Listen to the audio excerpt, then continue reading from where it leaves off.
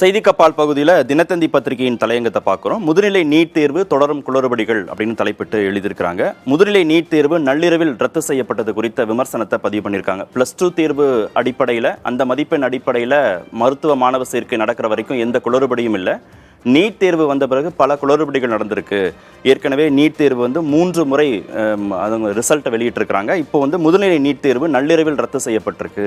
முதல் நாள் இரவே மாணவர்கள் தேர்வு மையங்களுக்கு போயிட்டாங்க அப்படின்னு சொல்லப்பட்டிருக்கு. தேர்வு மையங்களுடைய எண்ணிக்கை குறைக்கப்பட்டிருக்கிறது அப்படிங்கிறதும் தலையங்கத்தில் சுட்டிக்காட்டப்பட்டிருக்கு. தேர்வு எழுத வெகு தூரம் பயணிக்க வேண்டிய கட்டாயம் மாணவர்களுக்கு ஏற்பட்டிருப்பதாகவும் தலையங்கம் சுட்டிக்காட்டுது. கேரளா, ஆந்திரா, கர்நாடகா போன்ற மாநிலங்களுக்கும் தமிழக மாணவர்கள் போய் சேர வேண்டிய ஒரு கட்டாயம் ஏற்பட்டிருக்குன்னு சொல்லியிருக்காங்க.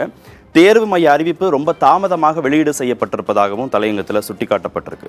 அதனால் பயணச்சீட்டு எடுப்பதில் மாணவர்களுக்கு நெருக்கடி ஏற்படுது. விமான டிக்கெட்டையோ இல்லை ரயில் டிக்கெட்டையோ அவங்க பதிவு செய்வதற்கு தாமதம் ஏற்படுது, சிரமம் ஏற்படுதுன்னு சொல்கிறாங்க.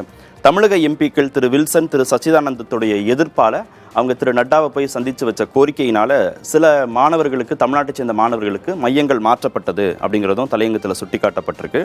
தருமபுரியை சேர்ந்த மாணவருக்கு ஜம்மு காஷ்மீரில் ஒரு பெண் டாக்டர் தேர்வு எழுதுவதற்கு அங்கே தேர்வு மையம் ஒதுக்கீடு செய்யப்பட்டது. அவரும் போய் எழுதிட்டு வந்தார் அப்படிங்கிறதையும் தலையங்கத்தில் சொல்லியிருக்காங்க. இறுதியாக என்ன கோரிக்கை வைக்கிறாங்கன்னா, அந்தந்த மாநிலங்களைச் சேர்ந்தவங்களுக்கு அந்தந்த மாநிலங்களுக்குள்ளேயும், அதே மாதிரி அந்த பகுதியை சுற்றி இருக்கக்கூடிய இடங்கள்லேயுமே தேர்வு மையங்கள் அமைக்கணும். அதுதான் மாணவர்களை சிரமப்படுத்தாமல் தேர்வு எழுதுறதுக்கு வசதியாக உதவி செய்யும் அப்படிங்கிறது தலையங்கத்துடைய சாராம்சமாக இருக்குது.